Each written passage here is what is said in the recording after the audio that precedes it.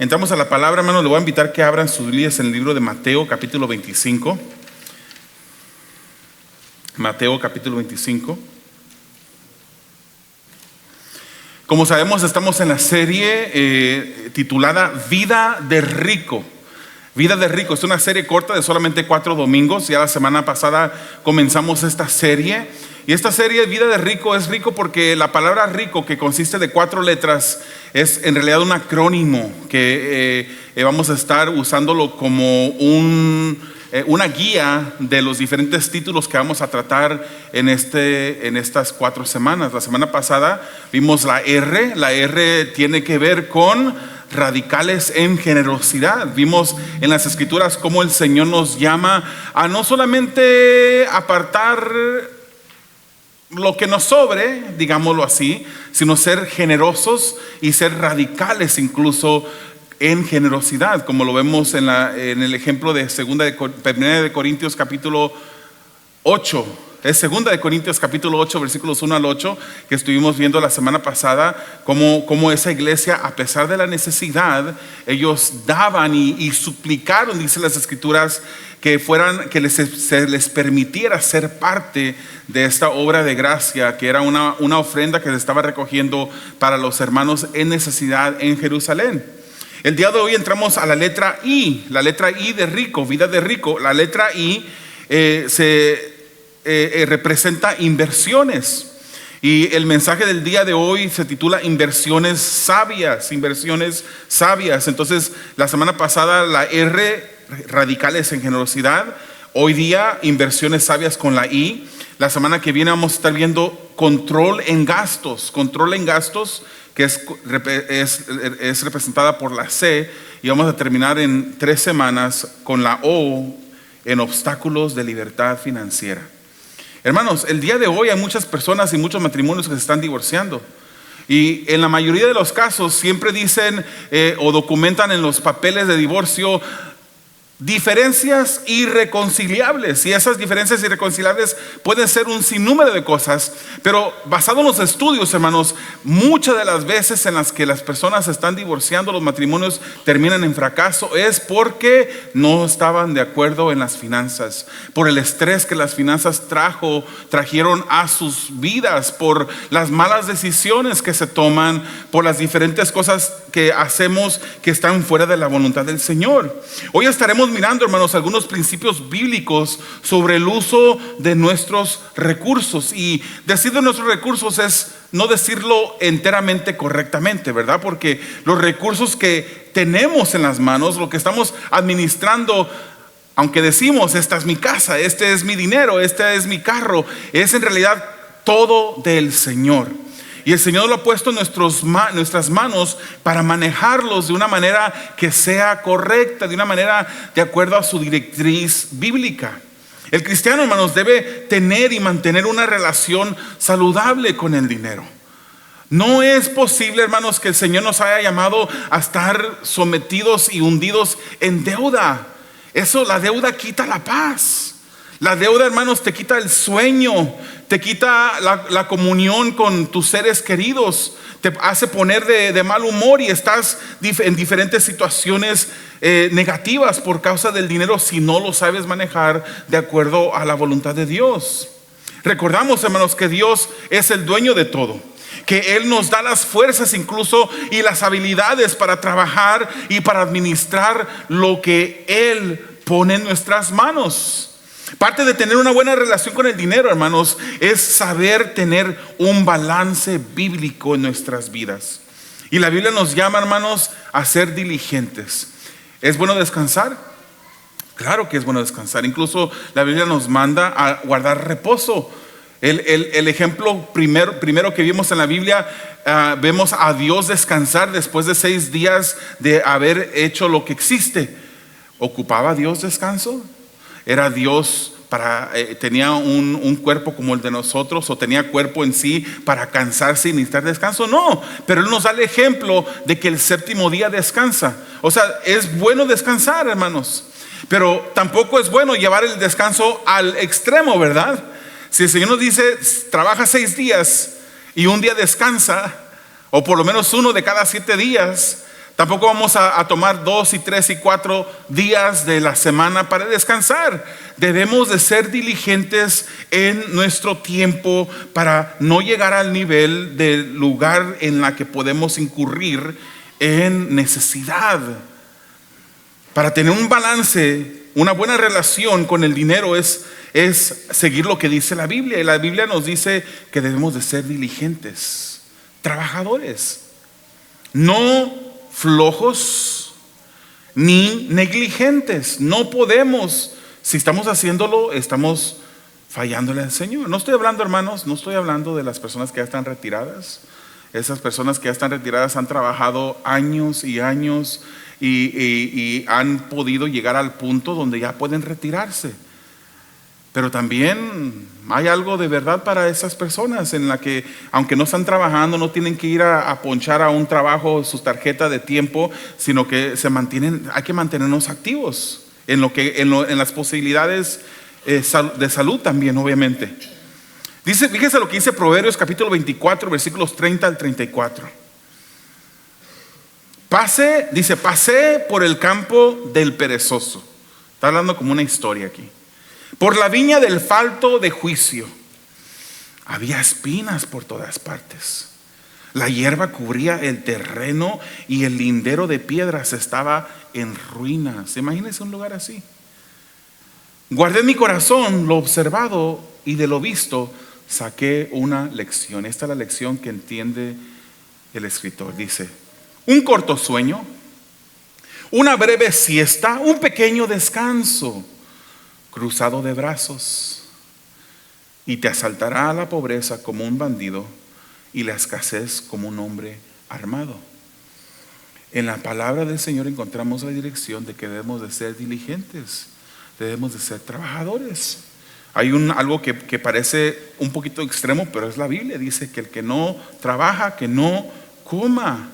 Y de nuevo, hermanos, en lo que cabe, ¿verdad? No estamos hablando de una persona que está discapacitada y que no puede trabajar, obviamente.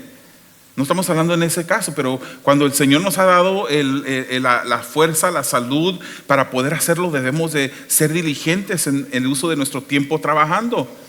Hermanos, pero el multiplicar el dinero que Dios nos da también puede volverse una obsesión enfermiza y hasta un pecado. Yo conocía, y digo que conocía, ya les dije, conocía a una persona, era un familiar del lado de mi papá, que él se la pasaba trabajando y no descansaba. No solamente trabajaba 8 horas al día, todos los días trabajaba horas largas y escasamente estaba en casa. Él había abierto una florería, le fue muy bien en la florería. El Señor lo bendijo, abrió una segunda, una tercera, una cuarta. Llevaba 5 florerías y entre más bendición, digámoslo de esa manera, entre más dinero tenía, más se envolvía en cómo hacerle para tener más y más. Esa persona muere sin saberlo, sin esperarlo más bien. Un momento le da un infarto el corazón y muere. ¿Dónde estarán? ¿Quién estará manejando esas florerías? ¿Estarán en la familia todavía? ¿Habrá la esposa habrá podido administrarlas correctamente? No sé.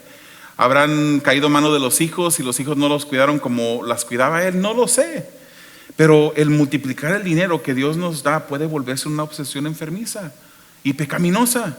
No debemos amar al dinero, hermanos. Está clara en la palabra del Señor que debemos de ser diligentes, pero tampoco amar al dinero y tener una obsesión por obtener dinero. En 1 Timoteo 6:10 nos dice que no debemos de amarlo, no debemos idolatrarlo, como vemos en Mateo capítulo 6 versículo 21. Pero fíjese lo que dice Eclesiastés 5:10. Léalo conmigo, en la pantalla aparece: quien ama el dinero, de dinero no se sacia. Quien ama las riquezas nunca tiene suficiente. También esto es vanidad. ¿Ha conocido alguna persona así? Que quiere y quiere más y tiene, hermanos, y tiene y puede vivir incluso tranquilamente, pero quiere y quiere más, porque no se sacia del dinero, porque ha llegado a idolatrar el dinero, a amar el dinero. Hermanos, al otro lado del espectro El malgastar también del dinero que Dios nos da puede también volverse una obsesión enfermiza y pecaminosa. Hay personas que cuando tienen dinero en el bolsillo les arde el dinero en la bolsa. Ahorita voy a hablar un poquito más quedito, pero yo tengo de mis hijas que están en casa, yo las conozco. Y hay una que le tuve que quitar, en cierto tiempo le tuvimos que quitar su tarjeta de ATM, de sus ahorros. Porque el dinero que le entra a la bolsa, el dinero que piensa, ¿cómo lo voy a gastar? No piensa cómo voy a aumentarle a la cuenta de ahorros para una necesidad en el futuro, sino piensa que en qué lo voy a gastar. Y yo la conozco, no voy a decir nombre porque se está grabando. Y no creo que caiga en oídos de ella, que de parte de uno de ustedes, que yo dije su nombre. Pero las conocemos. Hay personas, hermanos, que nada más andan buscando cómo gastar.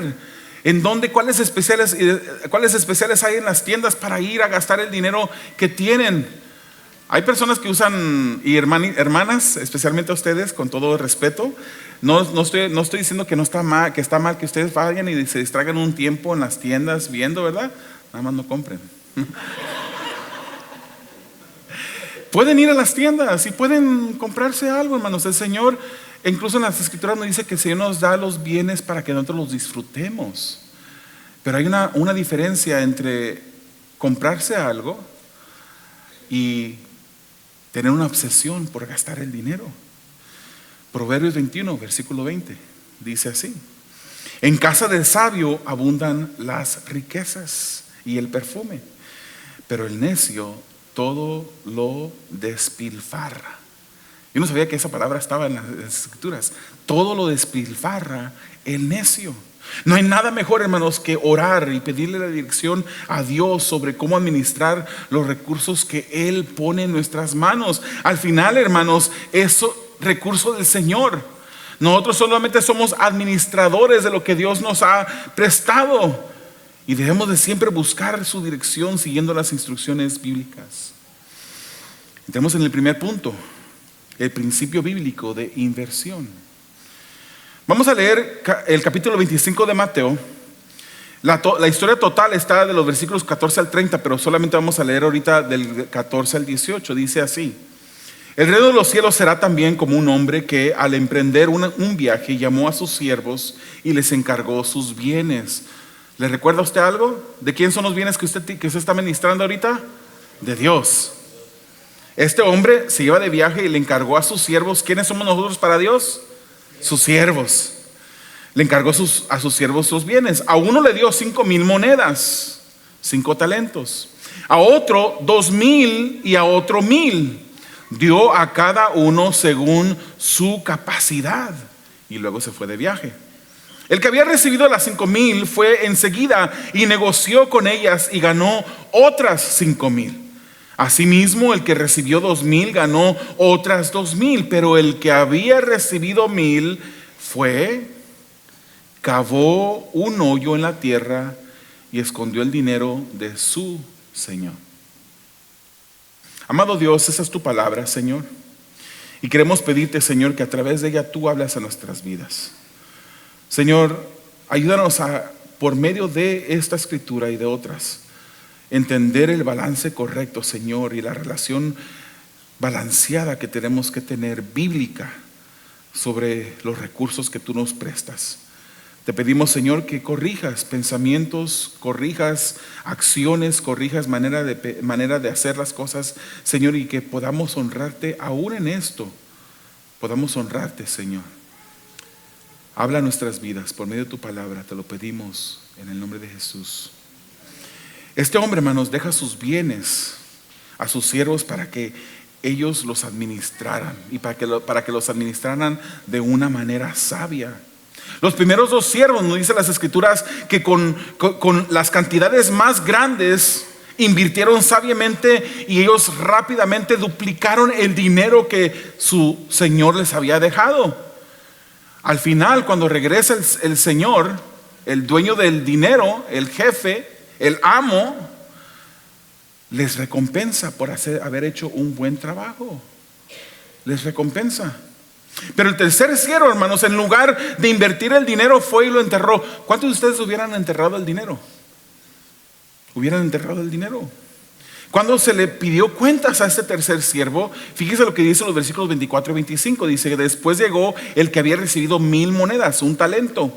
Señor, explicó, yo sabía que usted es un hombre duro, que cosecha donde no ha sembrado y recoge donde no ha esparcido. Así que tuve miedo y fui y escondí su dinero en la tierra. Mire, yo me lo imagino como con mucho orgullo, ¿verdad? Mucho contentamiento y satisfacción. Mire, aquí tiene lo que es suyo. No se me perdió, se lo estoy regresando. Soy persona honesta. Y uno diría, pues qué bien, ¿verdad? El Señor le hubiese dado, encomendado, agradecido, porque cuidó lo que no era de él y se lo regresó todo cabal.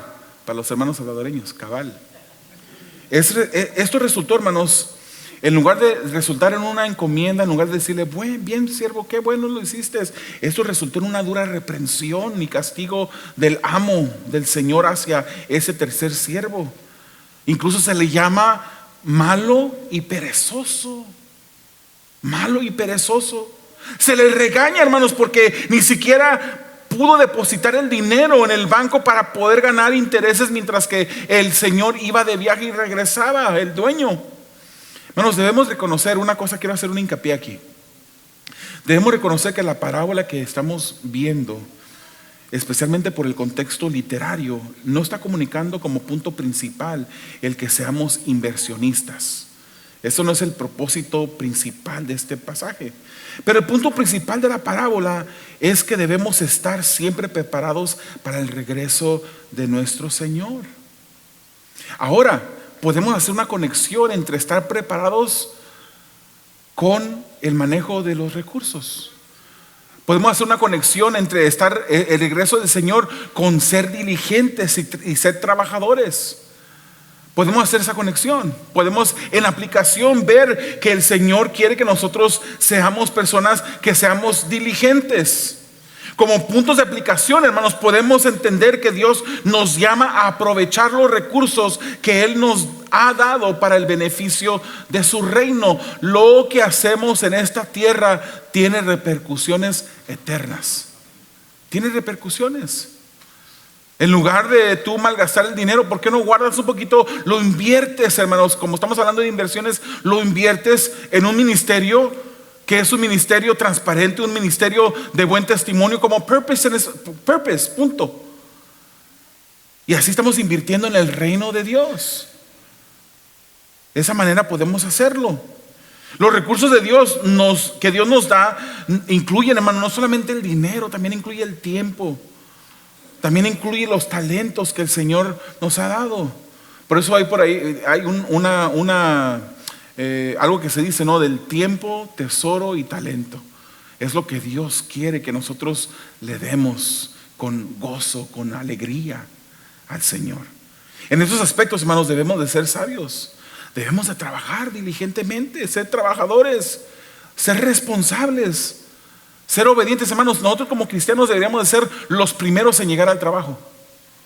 Y póngale que hay unas personas que se exageran, ¿verdad? Y a lo mejor quieren salirse de su casa porque no quieren estar en casa. Por X razón, no iba a decir una razón, pero no, por X razón. Usted ponga la razón que usted quiera ahí. Y que llega muy temprano a la casa, al trabajo. No digo que llegue una hora antes, pero llegue a tiempo, hermanos. Somos representantes, embajadores de nuestro Señor Jesucristo. Tenemos que ser diligentes. Usted debe de ser el más trabajador dentro de su compañía. ¿Sabía usted que todos los días usted entrevista para su próximo trabajo? Todos los días. Usted no siquiera sabe que lo están entrevistando, porque lo están mirando, hermanos, si es diligente o no es diligente, si está usando los recursos correctamente. Lo están mirando, lo están observando, y en el momento cuando salga una posibilidad de un ascenso, a usted van a voltearlo a ver si usted fue diligente en su trabajo. Todos los días somos entrevistados para nuestra próxima posición, y algunos ni siquiera lo saben. En palabras de nuestro Señor Jesucristo, hermanos, Juan 9:4, mientras sea de día, tenemos que llevar a cabo la obra del que me envió. Viene la noche cuando nadie puede trabajar. Tenemos que ser diligentes. Una pregunta: ¿cómo andamos de flojera? ¿Qué tan trabajadores y diligentes somos? ¿Se nos conoce por ser responsables? ¿Por ser diligentes? ¿Por ser trabajadores? Más aún, hermanos, diría Dios que somos obedientes a Él, administrando lo que Él nos da. ¿Qué diría Dios? ¿Qué diría Dios para nosotros? Si nosotros le preguntáramos a Dios, quizás muchos de nosotros diríamos: mejor no le pregunto porque yo sé que me va a dar una regañada. Veamos el segundo punto del mensaje: principios bíblicos para inversiones sabias. Principios bíblicos para inversiones sabias. El principio número 1, hermanos: mantén un balance saludable. Mantén un balance saludable. Hermanos, reconoce que Dios es el que te da. Si tú tienes ese dinero en la bolsa ahorita, es verdad que tú trabajaste, yo sé que tú llegaste, que tú ponchaste, que tú fuiste a cambiar el cheque y depositar el cheque en el banco, y yo sé que tú lo hiciste, pero ¿quién te dio las fuerzas para hacerlo? ¿Quién te dio la vida para trabajar? ¿Quién te dio la salud para poder trabajar? Reconoce que Dios es el que te da, pero también debes usarlo con sabiduría, administrando no tus recursos, sino sus recursos. Al fin, hermanos, solo somos administradores dentro de su reino. Nuestra cosmovisión, nuestra manera de ver las cosas debe ser algo que considere siempre la eternidad. Nuestra cosmovisión debe ser influenciada por la eternidad. Debemos preguntarnos cómo nuestro uso de los recursos están fortaleciendo el reino de Dios, o posiblemente no agregando ningún valor al reino de Dios. ¿Cómo estás usando tus recursos? Es necesario, hermanos, involucrar a Dios en todo asunto, en todo. Pedirle al Señor en oración. Sin Él no podemos hacer nada, hermanos. Y esto no es la excepción. Yo no sé a quién Dios le está hablando el día de hoy. Y estoy mirando para todos lados, hermanos. No me vayan a acusar de que si yo sé algo, que se hable con su cónyuge, que si con su cónyuge me dijo a mí que usted gastaba mucho dinero. No, estoy volteando para todos lados. Algunas personas no podrán pensar eso, pero no. Hermanos, hay dos extremos. Tenemos que mantener un balance saludable. Hay dos extremos de los que debemos de cuidarnos. Ya lo hablamos brevemente. Uno es el amor a las riquezas. No debemos llamar a las riquezas. Hebreos 13:5 dice: manténganse libres del amor al dinero y conténtense con lo que tienen, porque Dios ha dicho: nunca los dejaré, jamás los abandonaré. Se fija lo que tiene, pareciera como que no tiene una cosa nada que ver con la otra. Tenemos que tener un balance saludable con el dinero, porque Dios dice: yo te dije que nunca te voy a dejar. No empiezas a amar al dinero, no empiezas a preocuparte porque si te va a faltar. Yo te dije que yo voy a estar contigo hasta el fin. Eres el que provee para nosotros nuestros recursos, hermanos. La palabra del Señor dice que no he visto, joven fui y he envejecido, y no he visto en todo ese tiempo, un tiempo largo después de haber sido joven y ahora ser viejo, no he visto justo desamparado ni su simiente que mendiga pan. Él está con nosotros, hermanos. De repente el amor al dinero surge por una preocupación de que no voy a tener lo suficiente y quiero agarrar más y quiero ganar más, y hay una obsesión no saludable, no bíblica, sino pecaminosa, de querer tener y tener y tener. Ese es un extremo del cual debemos de cuidarnos. El otro extremo, hermanos, es el desorden financiero. El desorden financiero. Dice Proverbios 13:8: con su riqueza el rico pone a salvo su vida, pero al pobre no hay quien lo reprenda. ¿Qué quiere decir esto, hermanos? Con su riqueza el rico pone a salvo su vida, porque las posesiones, el dinero, en cierta manera dan seguridad y dan protección. Y todos debemos de tener algo guardado, hermanos. No por amor al dinero, pero debemos de tener ahorros. Hay personas que no tienen ahorros y que en lugar de tener ahorros tienen un montón de deudas. Y eso no es bíblico también, hermano. Y si tú eres una persona de esas personas que tienes todas sus tarjetas al tope, al límite, y que has tratado de aplicar para más tarjetas y ya no te dan más porque ya estás hasta acá de deudas, pídele al Señor que te dé sabiduría para salir de eso. Eso no es la vida como Dios quiere que vivamos. Obviamente, hermanos, no estamos aquí predicando el evangelio de la prosperidad. Nosotros no somos de esas iglesias que decimos no, en el Señor la voluntad del Señor es que vivamos y que seamos ricos, que tengas un mejor carro, que te pongas ropa de... No estamos hablando de eso. Pero tampoco es que vamos a tener pruebas, hermanos. Vamos a pasar por tribulaciones. Pero el que pasa por una tribulación financiera es por decisiones incorrectas en su vida, por no manejar los recursos que Dios les ha puesto en sus manos de una manera correcta. Dice, pero al pobre no hay quien lo reprenda, porque la pobreza, hermanos, trae consigo vulnerabilidad. Pídale a Dios la dirección para un balance correcto con sus finanzas. Cuando yo me casé, yo era uno de esos. Quiero reconocer públicamente que Dios me ha dado una mujer que me ha ayudado mucho. Y de principio, yo tuve que ser honesto conmigo mismo y le dije a mi esposa, amor, tú manejas las finanzas. Ella era la que hacía todo eso. Pobrecita mi hija, se parece tanto a mí.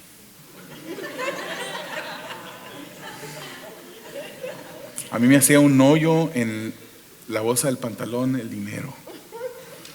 Y yo buscaba en qué gastármelo. Hoy en día, gracias al Señor, ya retomé el control de las finanzas. Yo soy el que manejo eso, pero yo digo, me sorprendo de cómo lo manejo a veces, porque digo, yo esto no lo hubiera hecho antes. A mí yo no me preocupaba por ahorrar, que las tarjetas de crédito vénganse para acá y vamos a gastar. Así era yo. Y debemos de pedirle al Señor dirección para tener un balance correcto con las finanzas, en las finanzas. Principio número 2, hermanos, el ahorrar es bíblico. El ahorrar es bíblico. Siempre debemos de recordar que en Dios confiamos, es verdad, que Él suple. Debemos recordar que no tenemos que tener amor por el dinero, obsesión por ganar dinero. Pero también no debemos de vivir afanados con una preocupación que reemplace la confianza en Dios y nos quite la paz. No debemos de amar al dinero, ya lo dijimos, dice Proverbios 13:11, el dinero mal habido pronto se acaba. El dinero mal habido pronto se acaba. Quien ahorra poco a poco se enriquece. Es bíblico que ahorremos. Y tenemos ejemplos, hermanos, en las Escrituras. Si vamos a Génesis capítulo 41, vemos a un faraón preocupado porque había tenido un sueño que nadie le podía interpretar. Él había visto unas imágenes, unos símbolos y no entendía. Y cuando se le dio la interpretación de ese sueño, José le dijo, mira, es que vienen 7 años de prosperidad donde habrá mucho. Pero inmediatamente después de esos 7 años vendrá 7 años de mucha hambre, mucha escasez. Lo que tienes que hacer, faraón, es guardar en este momento para el momento de necesidad. Y a partir de eso, faraón lo hace el segundo en mando dentro de Egipto. Él ahorró, él abasteció los almacenes del gobierno, digámoslo así, del faraón, porque así como interpretó con la ayuda de Dios el sueño, después de los 7 años que hubo mucha plenitud, vinieron los tiempos de escasez, hasta el punto que Jacob y sus hijos escucharon que en Egipto había. Y es como, hermanos, Dios es maravilloso, cómo Dios obra y cómo Dios trajo todo de regreso. Y los hermanos que habían vendido a José vinieron a querer comprar comida porque en Egipto sí había. Dios es el que nos manda y que nos da la sabiduría, hermanos, para poder ahorrar. Fíjese el ejemplo de la hormiga. Proverbios capítulo 6, versículos 6 al 11. Dice: anda, perezoso, fíjate en la hormiga, fíjate en lo que hace y adquiere sabiduría. No tiene quien le mande, ni quien la vigile, ni gobierne. El acento mexicano es mi inyección, hermano. Con todo, dice, en el verano almacena provisiones y durante la cosecha recoge alimentos. Perezoso, ¿cuánto tiempo más seguirás acostado? ¿Cuándo despertarás de tu sueño? Un corto sueño, una breve siesta, ya lo leímos, un pequeño descanso, un cruzado de brazos, y te asaltará la pobreza como un bandido y la escasez como un hombre armado. Debemos de ahorrar, hermanos. ¿Tenemos para ahorrar? Sí, tenemos para ahorrar. ¿Podemos ahorrar? Claro que sí podemos ahorrar. Usted dice: no, yo no puedo ahorrar, pastor, yo no tengo dinero para ahorrar. Todo lo que me entra se va en los gastos. Estamos administrando incorrectamente lo que Dios nos da. Fíjese, hermano, estamos hablando ahorita, ni siquiera estamos diciendo ahorre para que le dé a la iglesia. No, ahorre para que usted tenga para el momento de la necesidad. Porque hay dos tipos de cristianos. Hay un tipo de cristiano, es aquellos que están pasando por una necesidad y una tribulación en este momento. Y el otro es los que van a pasar por una necesidad en un momento futuro. El que seas cristiano no quiere decir y que leas la Biblia que dice que joven fui, envejecido y no he visto. Eso no quiere decir que te vas a cruzar de manos y vas a esperar a ver si un día te cae un cochinito de esos que venden en la Cárdenas, lleno de dinero. No, eso no es así, hermanos. Debemos de ahorrar. Fíjense que los expertos financieros dicen que debemos de tener por lo menos de 3 a 6 meses de ahorros del mes. Digamos, si tu hipoteca o tu renta es de tanto gastas para la comida, tanto necesitas para las utilidades, deberías de tener de 3 a 6 meses guardados, ahorrados por lo menos para un momento difícil. ¿Puedes? Con la ayuda de Dios se puede. Con su sabiduría se puede. Tu primer paso ahorita es salir de las deudas. Tu primer paso es pedirle al Señor que te ayude a poder eliminar todas esas tarjetas, hermanos. Mi esposa y yo tenemos más de una tarjeta, pero tenemos una tarjeta que usamos siempre, pero la pagamos todo, la usamos porque nos dan puntos. En la Costco nos dan puntos. Y al final del año nos llega un chequecito que podemos disfrutar después y a lo mejor hasta ahorrar una parte. Pero esa tarjeta la usamos y la pagamos. Es más, a lo mejor demasiado rápido, pero llego a la casa y pago la tarjeta. Así deberíamos, hermanos, de vivir, de no tener deudas, hermano, no tener esa constante preocupación. Dios no quiere eso para nuestras vidas. Principio 3, evita la deuda. Hermanos, la Biblia no prohíbe estrictamente las deudas, pero las caracteriza como una forma de esclavitud. Así las caracteriza. El que tiene deuda, en cierta manera, es esclavo del banco, de quien le haya prestado. Nosotros, como hijos de Dios, solamente deberíamos ser esclavos de Jesucristo. Ahora, hermanos, dice Proverbios 22:7, los ricos son los amos de los pobres. Los deudores son esclavos de sus acreedores. Aquí no llega la Coppel a tocar en la puerta, como en México. ¿Han visto esos videos que la gente se esconde de la Coppel, ¿no? Del cobrador de la Coppel. Pero mes tras mes en el correo o en el correo electrónico leían los biles. Y en este país, especialmente, hermanos, no podemos dejar las deudas sin pagar, porque en el momento que dejamos eso, hoy en día se hace casi todo con crédito casi. Y el que no paga sus deudas a tiempo, hermanos, sufre después.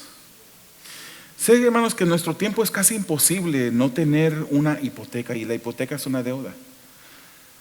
La hipoteca es una deuda y es casi imposible no tener una hipoteca. Pero una hipoteca, hermanos, es por lo menos una inversión. Es una inversión.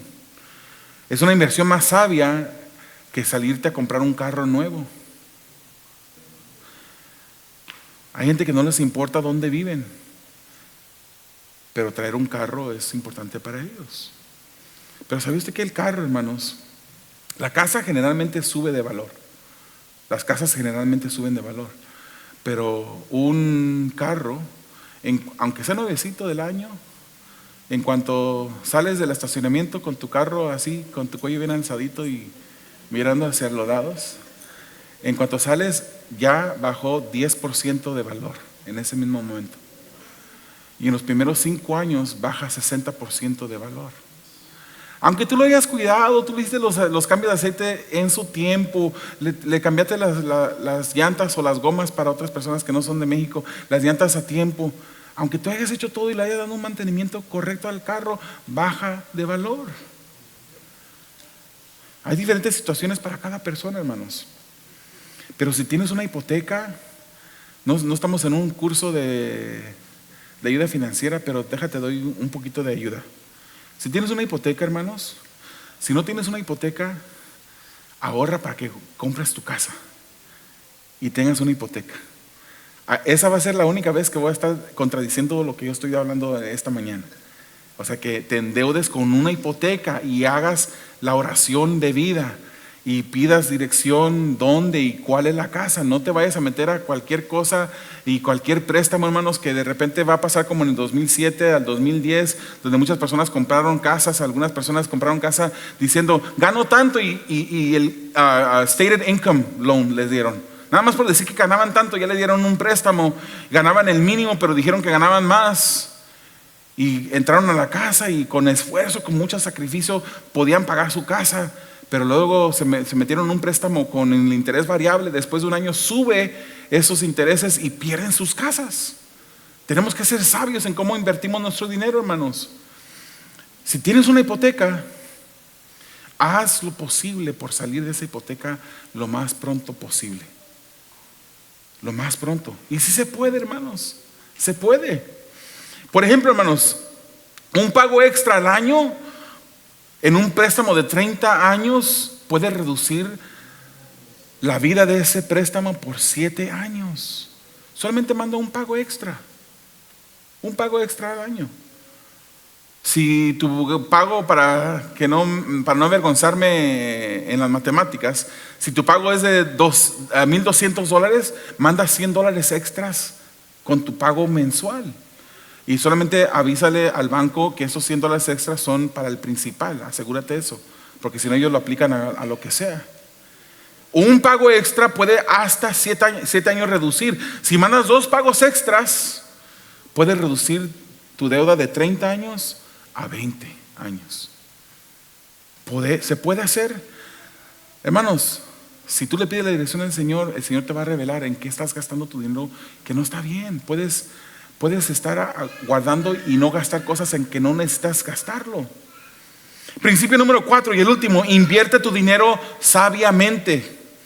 Hermanos, hay veces que las bendiciones de Dios van a venir sin esperarlo. De repente se muere un tío que ni siquiera conocías y te deja una herencia que no estabas esperando. Pero eso no es lo normal, eso no es lo usual. Eso no es lo usual. Hermanos, si estás tú queriendo jugar a la lotería y pegarle al gordo, es más fácil que me vengas a pegar a mí a que te ganes la lotería. Es más fácil.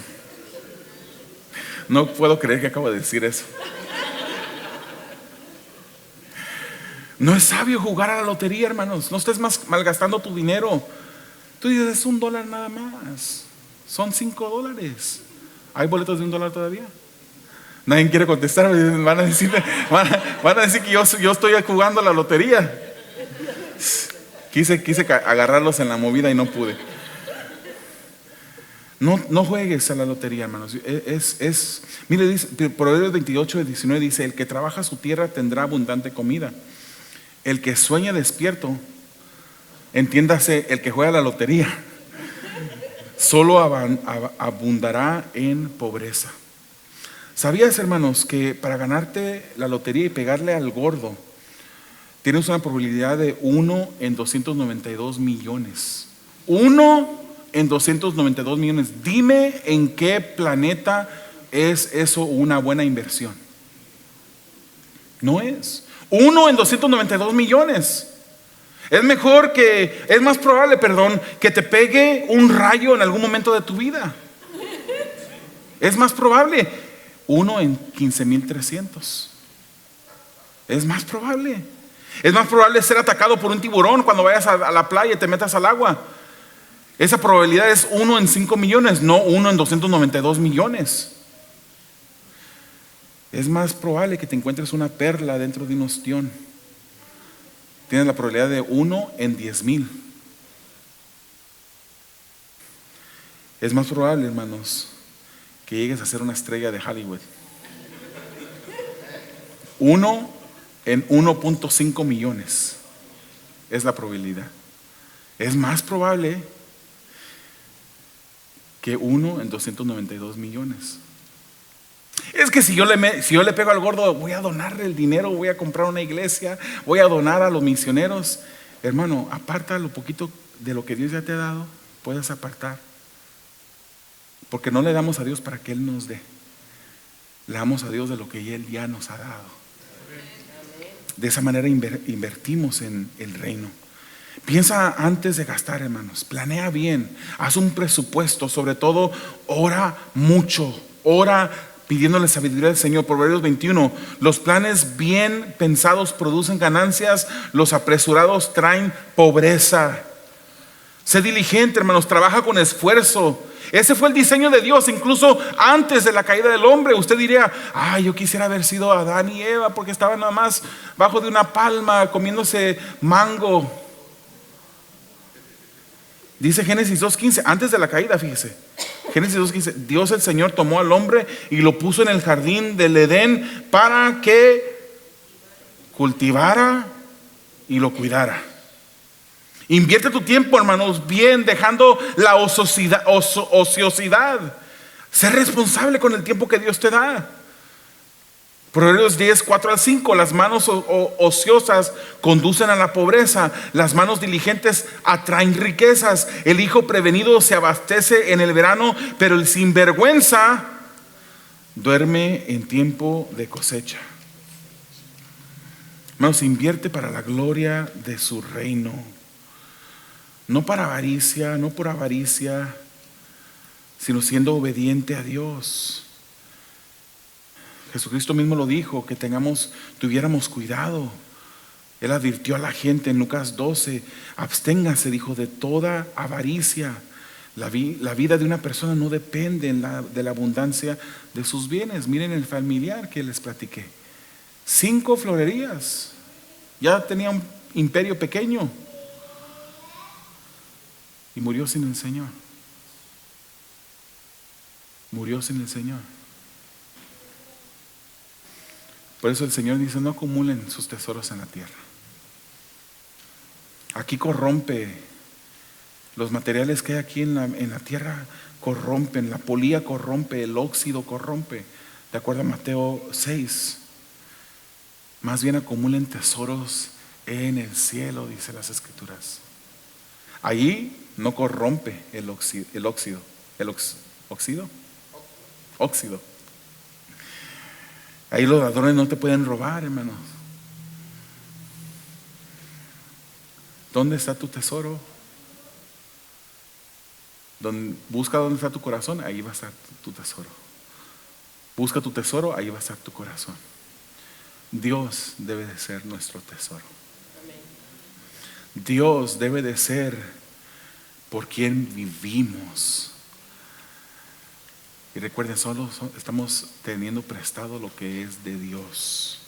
Para cerrar, hermanos, ¿cómo está nuestra relación con el dinero?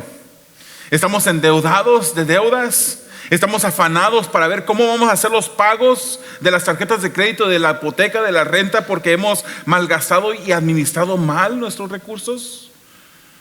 Si Dios te pidiera cuenta de lo que ha puesto en tus manos, ¿qué le dirías? Esa no es la manera que Dios quiere que nosotros vivamos, hermanos. Pidámosle a Dios un balance, una vida balanceada financiera. Pídele sabiduría para corregir tu situación. ¿Cómo debes de empezar? Primero, arrepintiéndote, hermano, reconociendo que has usado los recursos que Dios te ha prestado incorrectamente. Y después de arrepentirte, pedirle a Él que te ayude. Es posible, hermanos, que tú puedas salir de la deuda. Es posible, hermanos, que tú puedas ahorrar dinero para el tiempo de la necesidad. Es posible, hermano, que tú puedas llegar incluso a pagar tu hipoteca y vivir una vida más tranquila mientras que el Señor te tiene aquí. Yo conozco a un familiar muy cercano a mi vida que ha caído en esa necesidad de tener y tener y tener. Se casó con una mujer que ya tenía una casa. Él compró otra casa. Ya tiene las 2 casas rentadas. Acaba de comprar una tercera casa. Y yo diría que sería un buen plan. Yo no estoy diciendo que está mal comprar casas, poderlas rentar y tener esos recursos. No está mal, hermanos. Simplemente que estoy viendo cómo lo están haciendo. Estoy viendo cómo están viviendo. Estoy viendo cómo esa presión de tener y tener más les ha quitado la paz. Esa no es la manera de Dios. Dios quiere un pueblo que tenga una buena relación con el dinero. Amén. Oremos. Amado Dios, te damos gracias por tu palabra y te pedimos, Señor, que tú nos ayudes, que tú seas nuestra guía, Señor, en este proceso. Señor, si hay hermanos aquí, Padre, o que escucharán en línea, Señor, que están abatidos por las deudas, yo te pido, Padre, que tú les ayudes, les des sabiduría para salir, Señor, de las deudas. Señor, para que esas deudas no sean el obstáculo, Señor, que hay para invertir en tu reino, Señor, para ser obedientes y fieles a ti también en esta área, Padre. Yo te pido, Señor, que tú traigas paz a los matrimonios, a los hogares, Señor, que se encuentran endeudados, ayudándolos saliendo de las deudas, Señor, ayudándoles a aprender a ahorrar, Señor, y salir completamente de una manera bíblica, a tener esa relación con el dinero que tú nos das, Señor. Al final es tuyo. Enséñanos a no malgastarlo y gastarlo para tu gloria, de acuerdo a tu manera, en el nombre de Jesús. Amén.